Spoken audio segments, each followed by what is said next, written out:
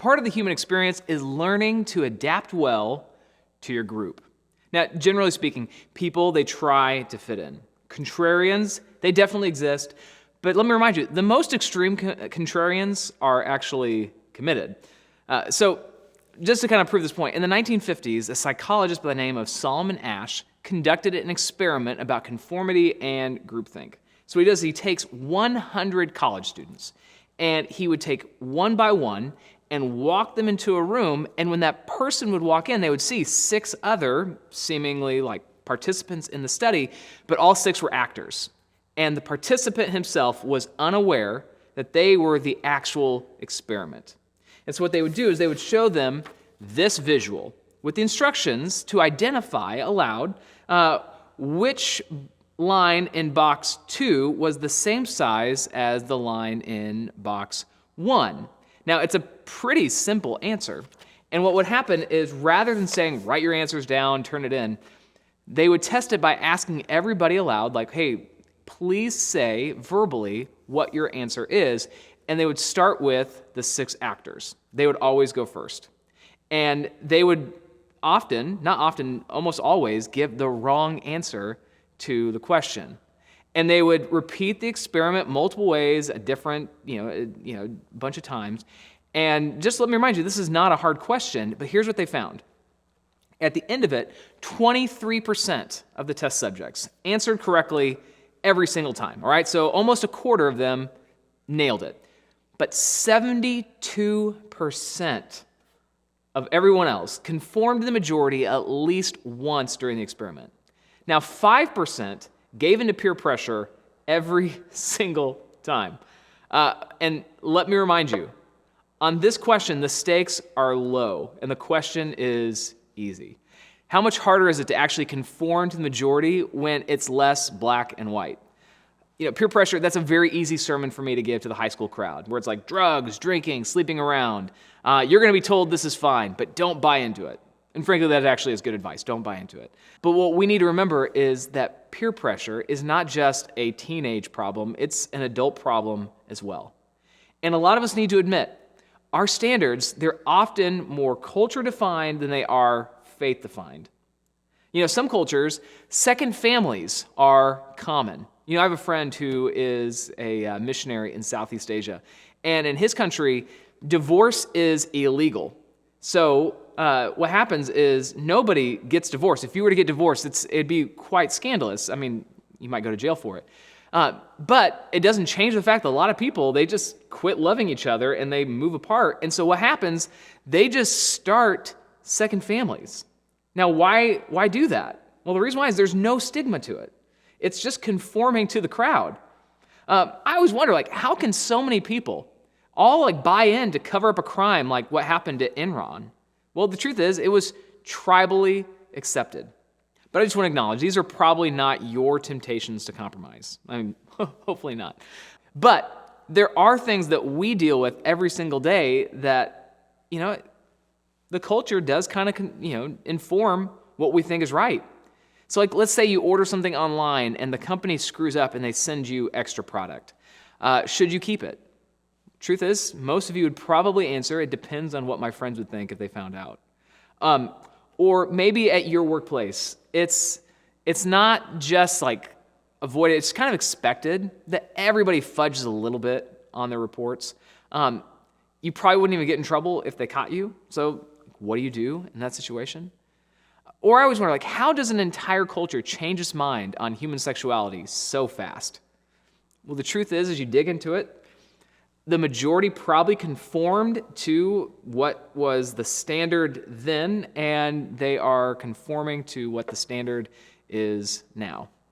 So one of the tactics that the enemy is going to try and use on you is to convince you that you have to either have to conform or you're going to perish. So today we're starting week 3 of our Babylon My Home series, and we're going to be in and out of Daniel this year, which is a book all about 4 young men who were trafficked from Jerusalem to Babylon 2,600 years ago. And last week, what we learned is that God gave the king, Nebuchadnezzar, victory over the Israelites.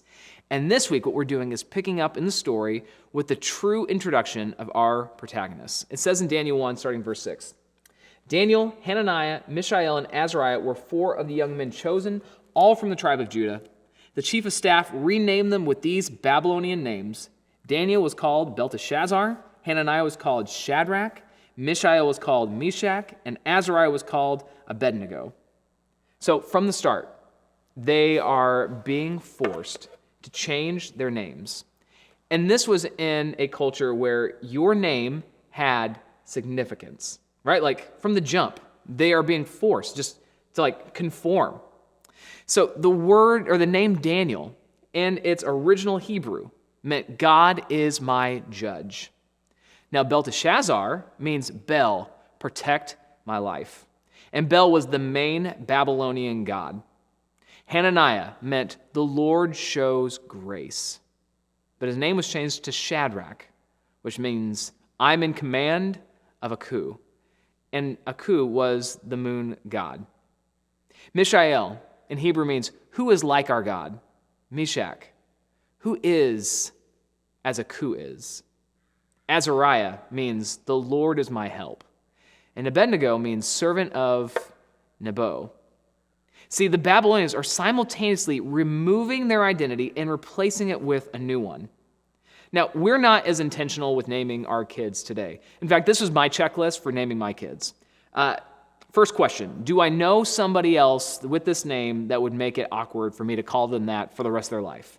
No? Okay, let's go with it. That's a good name. But I just want to point out something.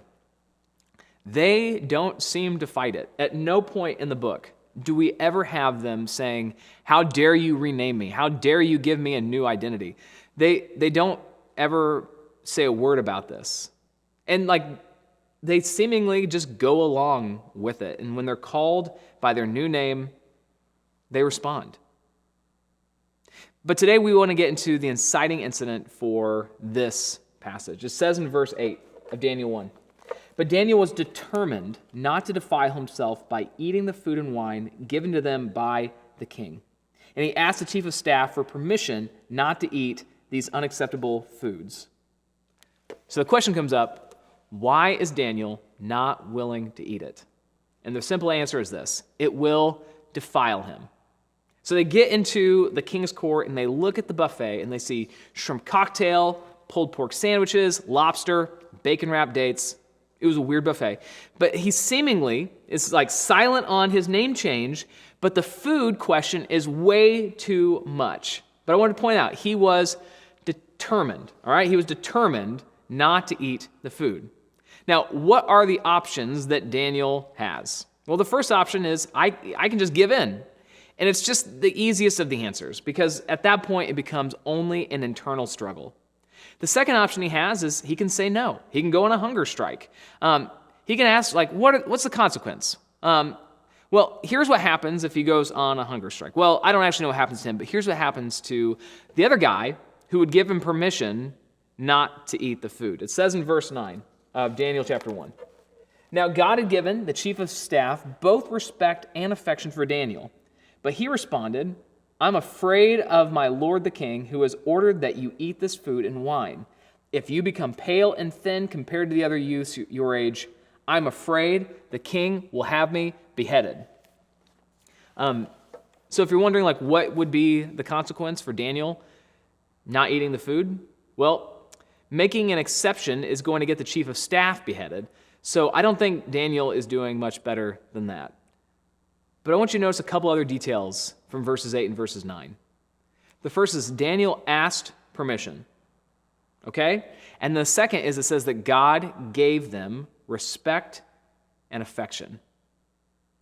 Now, the fear that's being held right now is that an exception to the rules is going to make Daniel and the boys sick. And the solution to me is just so funny with the information that we have in today's day and age. It says in verse 11 that Daniel spoke with the attendant who had been appointed by the chief of staff to look after Daniel, Hananiah, Mishael, and Azariah. He says, please test us for 10 days on a diet of vegetables and water, Daniel said. And at the end of the 10 days, See how we look compared to the other young men who are eating the king's food. Then make your decision in light of what you see." And the attendant agreed to Daniel's suggestion and tested them for 10 days. It's almost like he's saying, hey, I know this is going to sound crazy, but instead of eating nothing but pork and alcohol, let us eat broccoli and water. It's kind of like 80 years ago when we thought smoking was good for you, where it's like, how can I be sick, doctor? I smoke 3 packs a day. Well, it's like with what we know, of course, going vegan for 10 days is probably going to make you healthier than Frank the Tank and the guy who's living off of nothing but ancient hot dogs. But the thing is, they don't know this. From their perspective, the royal court was healthier than the common people, and they ate these foods. So what we know is that they probably had better nutritional range. Even the alcohol that they consumed probably killed things off that were in their gut that shouldn't be there.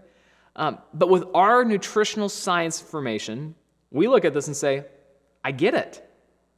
And here's the results of the experiment. This is what it says. At the end of 10 days, Daniel and his 3 friends looked healthier and better nourished than the young men who had been eating the food assigned by the king. So after that, the attendant fed them only vegetables instead of the food and wine provided by the others. Now, as we're going to read this coming year, there are a lot of cool miracles in Daniel, but this might be the most significant one because it's the first. Not to spoil it, but Shadrach, Meshach, Abednego, they're going to be thrown into a furnace and live. Daniel is going to be tossed into a cave with a bunch of hungry lions and not be touched. But the pressure to conform with their diet is the very first test that they face. And it might not seem like a big test, but it will cost them their life if they're wrong. And here's something I've learned. Faith grows over time. And when you're faithful in the little, you become trusted with more. And simultaneously, here's something that I've watched over and over and over. Giant failures that we see other people go through, they're usually the logical next steps in a series of small compromises. Like from my experience, when people mess up big time with their life, there's usually a lot of small mess-ups leading up to a very significant one. But it's also important to identify this. God's standards are better for you. Let's not forget that God is also insanely practical. There's not one moral law that he asks us to keep that is bad for us. In fact, his wisdom is ultimately the healthiest thing that you can possibly practice. And here's where the story goes from here. It says in verse 17, it says that God gave these 4 young men an unusual aptitude for understanding every aspect of literature and wisdom. And God gave Daniel the special ability to interpret the meanings of visions and dreams. What I don't want you to do is filter this through your Sunday school upbringing. When it says that they are well-schooled in the literature and the wisdom of Babylon, this isn't elementary school math, reading, and science. This is astrology, this is the occult, this is divination. Furthermore, we find out that Daniel is given this ability to interpret dreams, and usually what would happen is that the other astrologers and magicians in the king's court would tap into the spirit world using the occult to interpret the dreams. Now, I'm not suggesting that Daniel is using occultist practices to interpret dreams. In fact, I'm confident that he doesn't. But many watching from afar probably assumed that he did. Now, in verse 18 it says, when the training period ordered by the king was completed, the chief of staff brought all the young men to King Nebuchadnezzar. And the king talked with them. And no one impressed them as much as Daniel, Hananiah, Mishael, and Azariah. So they entered the royal service. And whenever the king consulted them in any matter requiring wisdom and balanced judgment, he found them 10 times more capable than any of the magicians and enchanters of his ancient kingdom. Now, apparently, the correct interpretation of what we just read, especially at the end, is 10 times is figurative to communicate they were completely more capable. But I like to imagine that Daniel made sure this was in the book because he just wanted to dunk on his coworkers. Almost like, hey, I'm going to say that we're 10 times better than them. All right, now the story keeps going. It says in verse 21, Daniel remained in the royal service until the first year of the reign of King Cyrus. This is a 65-year career. It's a long time. And where does it start? It starts with, hey, I'm not going to defile myself. I'm going to eat fruit, vegetables, and water. Now let's talk about what we can learn from this. Here's one of the first things, just kind of shining bright for me. A determination to honor God clears the path to be used by God. See, Daniel had one goal: honor God. Don't defile myself. Now contrast this for a second. Like, what if his goal had been self-preservation or comfort or success? If it was anything other than, I want to honor God, he probably would have arrived at a different conclusion. But instead, he determined himself to honor God. That he may have even died for this. And frankly, this is audacious faith. This is trusting God even when the outcome is uncertain. See, Daniel knew that honoring God, even in death, would be better than compromise. It's for us, maybe in this day and age, like, no, I'm not texting back. I'm determined to honor God and love my wife. Or, no, I'm not lying to the client. I'm determined to honor God and do the right thing. Or, no, I'm not going to share that story with anyone else. I'm determined to honor God and to not gossip. Here's the second thing that I think we learn from a story like this. If God wants something to happen, he can make it easy. See, God's ability to shape the world is on full display in this story. In fact, there's 3 times in what we just read today where it says that God gifted something, that he gifted them favor with the chief of staff, which made him amenable to the idea that, hey, let's test this out for a little bit. It says that they gifted them in knowledge and wisdom. And so now when Daniel, Hananiah, Azariah, and Mishael are having a conversation with Nebuchadnezzar, he takes notice and he puts them in positions where they can make a difference later on. And we learn that God gifted Daniel the ability to interpret dreams. And as we'll find out next week, that is going to have incredible impact on the story of these 4 guys. And the thing is, every one of these gifts ensured survival and success for Daniel and the boys. But I don't want you to confuse this point with God always makes it easy. I'm just saying that he can, and he does, sometimes. And when he does, let's thank God for it and let's appreciate it. But the thing is, sometimes he makes it easy by giving us an easy next step. Frankly, it was creative to propose a 10-day experiment of just vegetables and water. And the thing is, there's nothing exciting about vegetables and water. But I don't want you to discount the power of basic and boring. Maybe you're not a fan of broccoli, but asparagus and water will make you healthier than crash diets and pills. The same way, it's basic and boring to say live within your means and saving is better than taking the financial advice of playing the lottery and betting it all on crypto. If you start doing the basics with your time, and you just suddenly say, I'm going to devote part of my day to prayer and studying the Bible, you will find out that you are laying a foundation for an extraordinary life. It's the blocking and the tackling, where there's really nothing exciting about practicing, there's virtually nothing exciting about doing it, but to incorporate it, it will make the biggest difference in the world. Here's the third thing. One of the best apologetics is just being consistent with a life worth living. Now, the word apologetics is just a fancy way of saying an argument for the validity of faith. So, why did Daniel have favor with the chief of staff and the king? He did because God granted it, but how did God grant the favor? Daniel did his job well. He worked hard. He didn't start needless fights. When given a challenge that he wasn't sure how he was going to tackle, he asked for permission, or in other words, he showed respect to his boss. And this is so important because, God has put 8 to 15 people strategically and supernaturally into your life. The Greeks had a word for this. It's called oikos, and we use it around here often. And the idea is that these are people that you love and you care for. And these are the people that you pray will love God the way that you do. But the best way to give substance to your prayers and words, truthfully, is often just don't be a doofus. Keep your words. Be kind. Don't badmouth other people, even your enemies. Work hard, love your husband, be generous, be patient, have joy, be happy in life. The thing is, like, a lot of you tell people that Jesus has made a difference in your life, and the truth is he hasn't, because you're angry, you're bad to be around, you're selfish, you're creating your own problems, and I'm just telling you, stop it. You're not helping the matter. Like, frankly, one of the best apologetics is just being consistent with a life worth living. Here's the fourth thing. God can elevate anyone to whatever position suits his purposes. See, Daniel and the gang, they had a lot going for them. But it's important to keep in perspective why God did that and for what purpose did he do it. See, God wasn't just kind to them because they were special. He was doing this because he needed to lay the foundation for the Jews to return to their homeland.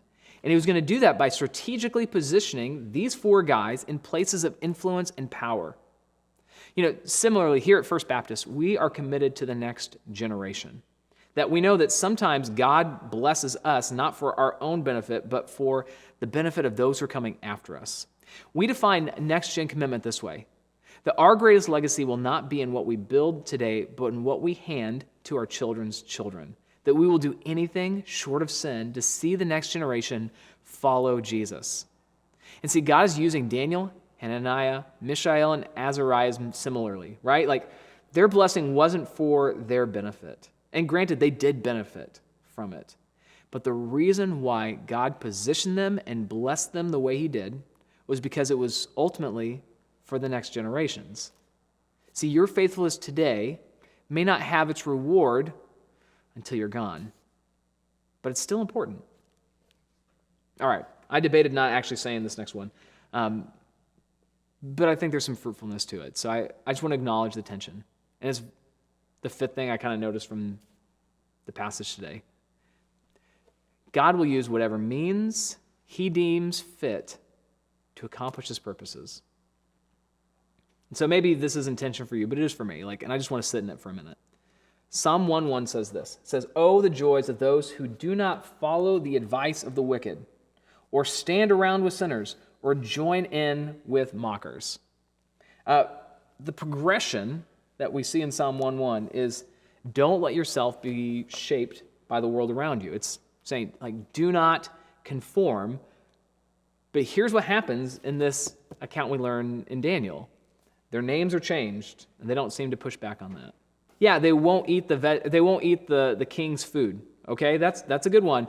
But they still sit down and learn the astrology, the occult, and apparently they're really good at it. Even more, and this is implicit in what we just read, but don't look past this.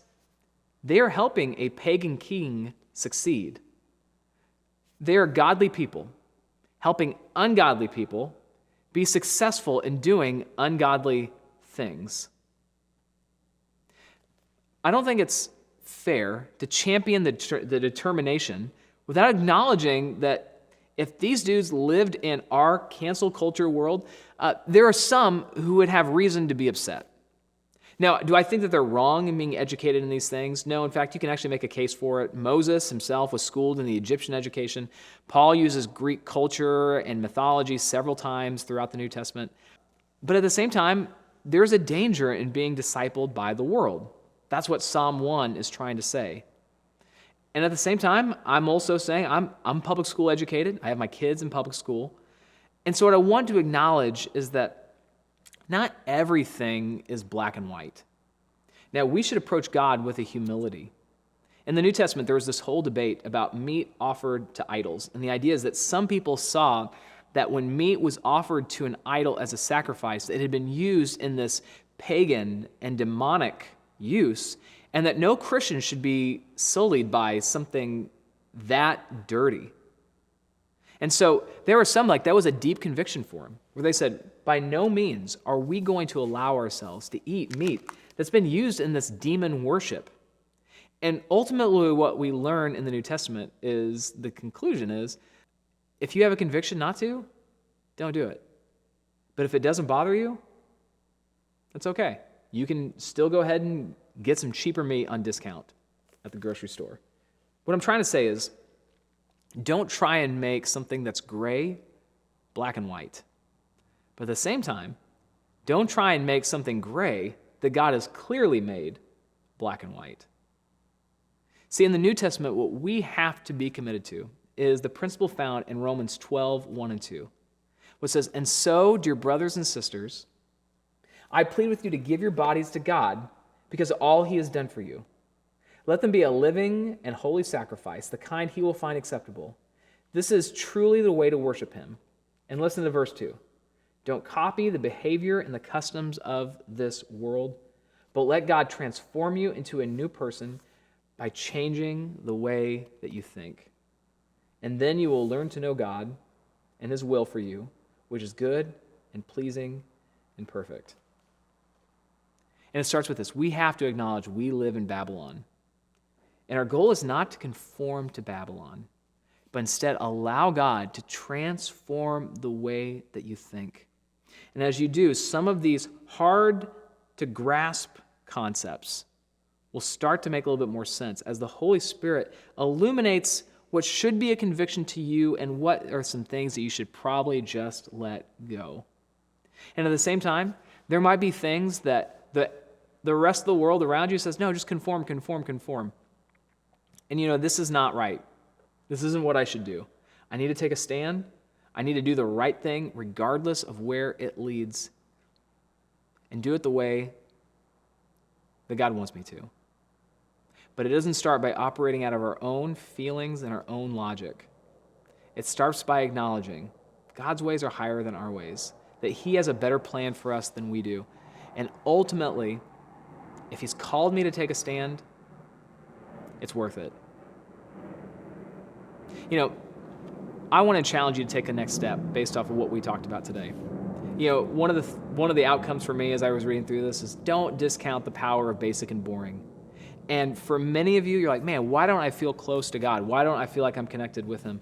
And the truth is, it's because you don't actually build God into your life. And the easiest way to do that is frankly just being in the Bible. And so one thing you might consider is starting a Bible reading plan with me. Every month I read through the book of Proverbs. I read one proverb a day, except on months where there's only 30 days, and then I have to read a couple at the end of the month. But the point being, I try and build that into my life, and I see the basic and boring pieces of wisdom that change the way that I think, and it transforms my mind. And if you would like to be part of that, I just ask you, in the comments below, just write hey, I'm in on the Proverbs study, and I'll invite you into it, and we can read it together. You can also maybe take the next step today of asking yourself, where am I not determined? See, Daniel was determined in his heart not to dishonor God. And you need to maybe do a self-diagnosis. Do a diagnostic. What are the areas where I'm not really that determined? That I'll go with the crowd if it makes life easier, and I'll take a stand only if I know other people are going to have my back.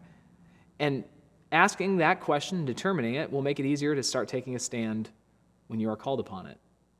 So wherever you're at, I want to encourage you, take a next step. It will make all the world a difference. Now, as we head into next week, we're going to be in Daniel chapter 2, which is one of the coolest passages in the Bible. Because not only are we going to learn how to handle stress, which I think we all need, but we're going to see how God accurately predicted some future kingdoms, almost with, with some amazing accuracy. And if you ever wonder, man, can I really trust the Bible? Check this out next week. It's going to make a huge impact. So join us next week as we continue our series, Babylon My Home. Don't forget, if you'd like to, like and subscribe to the videos. And if nothing else, we'd love to invite you to join us in person here at First Baptist Church of San Diego on Governor Drive here in University City. But love you guys. God bless, and we'll see you next week.